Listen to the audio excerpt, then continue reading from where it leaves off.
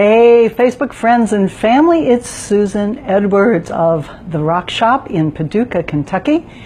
And it is day 2 of hosting the Holy Archangels in my home.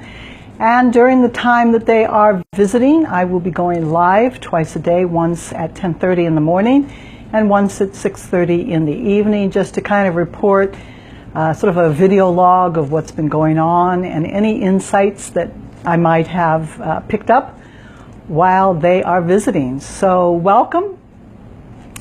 It's been an interesting day, and I wanted to talk a little more about the nature of angels. And I've had several people ask me how to meet their guardian angels. So thought I would talk a little bit about that tonight. And then also, the 2 times that I have hosted them before, I asked them to come and visit, and this time they asked to come.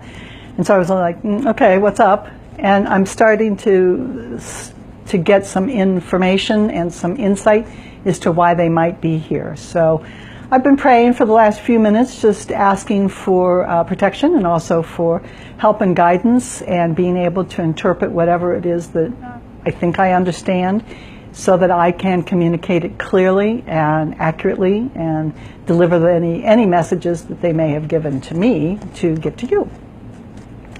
So let's talk about the nature of angels for just a moment. And I know that in popular culture we say, oh, Granny died and she's my guardian angel. And that's fine, but technically she's not an angel.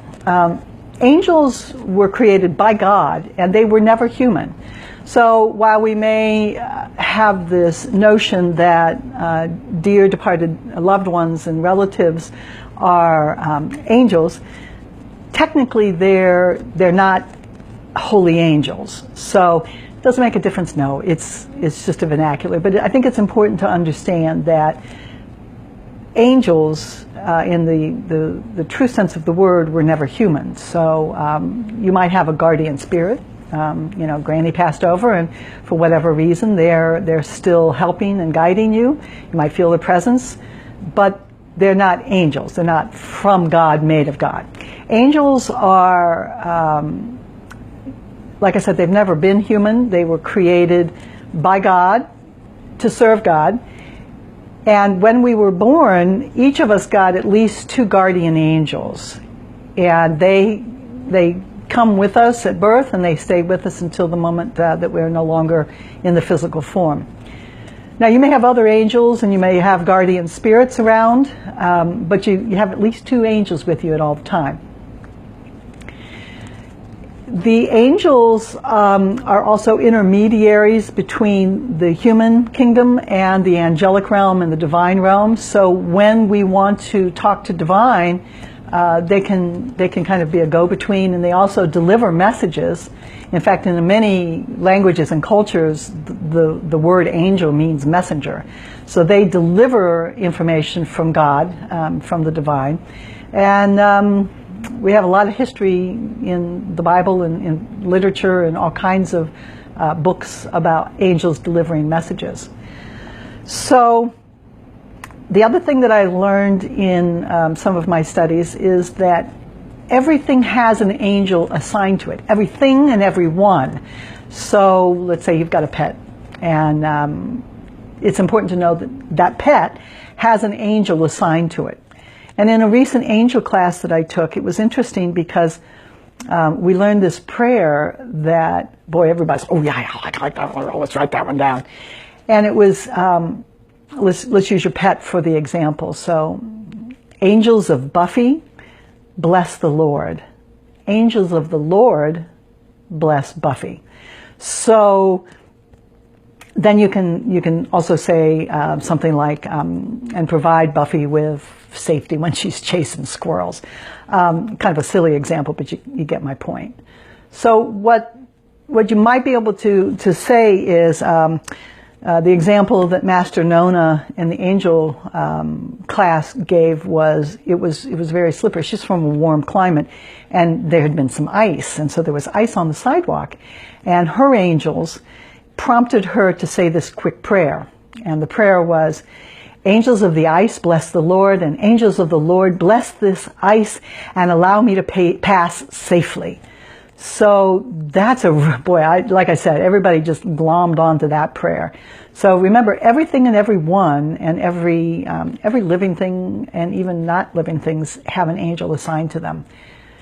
The other thing to know about the nature of angels is that they were created to serve. And they love to serve, and they are selfless. They don't have an ego. So you're not going to hurt their feelings, whether you ask them to help or you don't ask them to help. And they want to help.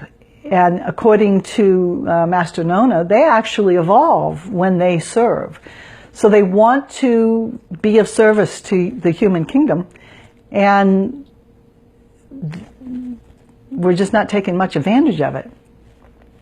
Which leads me to a little bit about an insight that I was picking up later in the afternoon as I was thinking about, again, why did they ask to come? And angels have to, you have to invoke them, and you have to create a space for them to come. So we talked a little bit in this morning about prayer and creating a sanctuary and a sacred space. When you do that and you invite your angels to come in, they're happy to be there and to help serve. So they don't particularly intervene, but if you invoke and ask for help, they want to help. And it seemed that the message that I was to deliver today is that not enough people, oh boy, I'm getting emotional, so I must be close to the truth, okay? Not enough people are asking angels for help. So I want to talk about when you get emotional like this, when all of a sudden something emotional comes up, that's usually a pretty good sign that you're dead on the truth. So, see, and I'm still very emotional about it. So what they want is for you to hear that they want to serve, they want to be in your life, they want to help you, they want to help your family, and they want to help mankind. But not enough people are asking for help. So what do? Well, create a space that's compatible for angels to come. And we've been talking about hosting the Archangels, and I'll make sure I put a link up on exactly how to do that. But you don't have to do anything formal. You just have to get quiet and get grateful and thankful and prayerful and mindfulness, and ask for your angels to be present, and then ask them for help. So I know the night that they came, we had, I think Sonia had a prayer request for a niece that was premature and wanted some healing prayer. So you might say something like,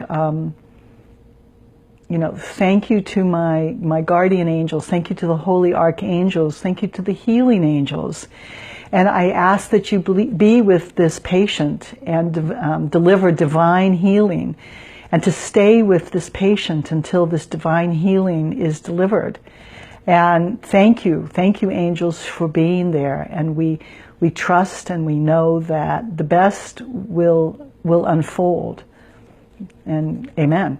So it's just as simple as creating the space, asking them to come, being specific on what you want, being grateful and thanking the angels, and then just know that it's going to be taken care of.